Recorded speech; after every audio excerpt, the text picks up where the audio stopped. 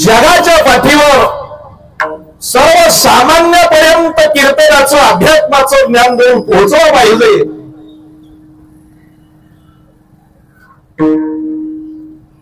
आणि या कीर्तन परंपरेचं श्रेष्ठत्व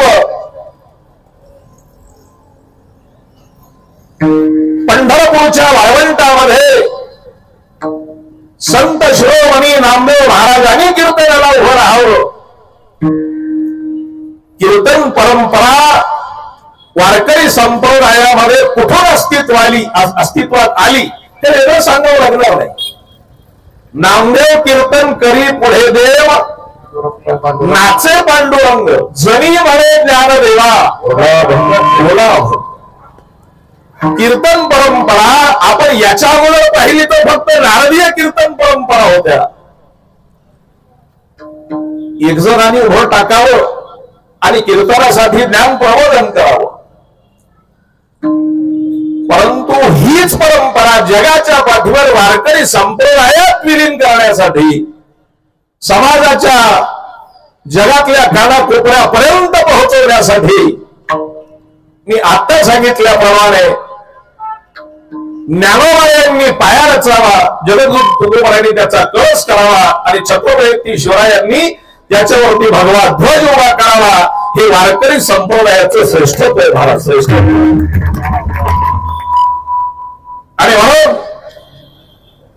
आस्था गायत आपण पाहतोय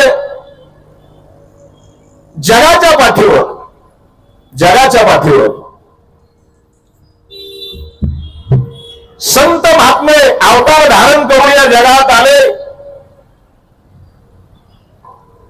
की त्यांचा जन्मोत्सव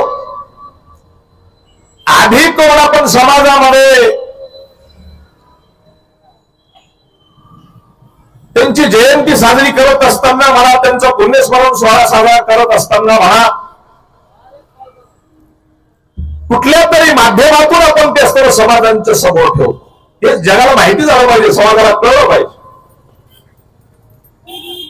हा त्याच्या पाठीमागचा जो उपक्रम आहे, ईश्वर होतो तो प्रगट होत असतो, संत येत असतात ते अवतार घेत असतात आणि तुम्ही आम्ही जन्माला येत असतो। जन्माला येतो तो जीव आहे, अवतार घेतात ते संत आहेत आणि प्रगट होतो तो ईश्वर आहे। महाराज मग या संतांच्या बरोबरीचं अस्तित्वाची जाणीव आम्हाला का करून देता? तुम्ही का आम्हाला करून देता? ऐका सजन हो, संतांनी अवतार धारण करून जगाच्या पाठीवर धर्म प्रसारित करायचं काम केलं, धर्म प्रसारित करायचं काम केलं। सर्वांपर्यंत धर्म कसा पोहोचला जाईल, गाथ्याच्या माध्यमातून, ज्ञानेश्वरीच्या माध्यमातून, भागवताच्या माध्यमातून, ग्रंथ रूपाने कितपर्यंत असताना हा इतिहास कसा पोहोचला जाईल ते प्रसारित करायचं काम केलं। पण ऐका, छत्रपती शिवरायांनी अवतार घेतला, धर्मवीर संभाजी राजांनी अवतार घेतला, तर जगाच्या पाठीवर हा धर्म कसा टिकेल हे टिकवायचं काम या महापुरुषांनी केलं, या महापुरुषांनी केलं। हे वैशिष्ट्य आहे, अलग लक्षात वैशिष्ट्य आहे। आपले स्वतःचे प्राण पणाला लावले, मुठभर मावळ्यांना समाजमध्ये घेऊन लाखोंच्या सैन्याशी झुंज खेळली। सामान्य नाही, सामान्य नाही। अवतार धारण केल्याशिवाय ही कामं होत नाहीत। अवतरती इति अवतारा, हा अवतरणे म्हणजे खाली येणे असा त्याचा अर्थ होतो। हो, म्हणून अवताराचं जे प्रयोजन आहे, अवताराचं जे प्रयोजन आहे मी आता सांगितल्याप्रमाणे संत अवतार धारण करून जगाच्या पाठीवर धर्माचा प्रसार करतात।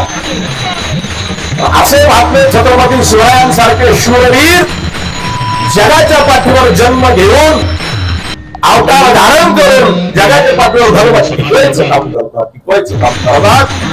म्हणून जगद्गुरु तुकोबारायांनी एका अभंगात स्पष्टीकरण केलं, असेल तर हे लोकहिताची कामं करणारी माणसं ही माणसं नाही, ही माणसं देव आहे, देव। चिंतनीय असा विषय आहे। चिंतनीय असा विषय आहे. अभंगाच्या लोकांकडे जायचंय, भावार्थाचं चिंतन करायचंय. तत्पूर्वी शारीरिक शिवजयंती उत्सव 2025 संयोजक शिवसेना शाखा कामतघर विभाग श्री मनोज मोतीराम काटेकर, माननीय उपमहापौर ज्येष्ठ नगरसेवक सौ वंदनाताई मनोज काटेकर, माननीय सभापती नगरसेविका तथा याच्या खाली आलेली संपूर्ण नावे. चालेल ना? हो. आणि एक याचे पुढे जाऊन एक वाक्य बोलतो, ज्यांच्या अंतःकरणामध्ये हिंदुत्वाविषयी स्वाभिमान आहे, ज्यांचं रक्त अन्यायाच्या विरोधात पेटून उठतंय. कशाच्या विरोधात? अन्यायाच्या विरोधात ज्यांचं रक्त पेटून उठतंय, अशा प्रत्येक तो तरुण असेल, वृद्ध असेल, बालक असेल, याला कदाचित माझी माय माऊली असेल, जर ती माय माऊली अन्यायाच्या विरोधात पेटून उठत असेल तर आम्ही तिच्या चरणी नतमस्तक होऊ. सज्जन हो, हेच लोकहिताचं काम जगाच्या पाठीवर छत्रपती शिवाजींनी करून दाखवलं. जगाच्या पाठीवर धर्माचं रक्षण कसं होईल, जगद्गुरु तुकोबारायांनी आता महाराजांनी प्रमाण दिल्याप्रमाणे आम्ही धर्माचं पालन करू ही प्रतिज्ञा तुकोबारायांनी केली. पण छत्रपती शिवाजींनी सांगितलं, तुकोबाराय तुम्ही धर्माचं पालन करा, आम्ही धर्माचं रक्षण करतो. रक्षण शिक्षणाचा खर्च करण्याची ऐपत जर त्या परिवाराकडे तर सज्जन हो, वाढदिवस साजरा करून हजारो रुपये वाटोळे करण्यापेक्षा, या शब्दात बोलतो मी थोडस, हजारो रुपये वाटोळे करण्यापेक्षा जरा जनहिताची कामं करून अशा अत्यंत परिस्थितीमध्ये प्रतिकूल असलेल्या कुटुंबाकडे जर आपण लक्ष द्याल आणि त्या वाढदिवसाच्या निमित्ताने जसं आपल्याला खर्च करण्याची इच्छा आहे, आधी खर्च करायच्या 51 ड्रेस घेऊन द्या, आधी खर्च करायच्या 101 ड्रेस घेऊन द्या, आधी खर्च करायच्या 500 द्या, मला सांगायची आहे.